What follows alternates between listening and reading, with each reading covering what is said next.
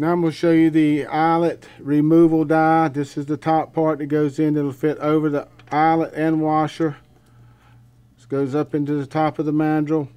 Important that your pin sits in the bottom part, and then you have the two little top parts that'll pull it out. Two shanks, they're offset from each other.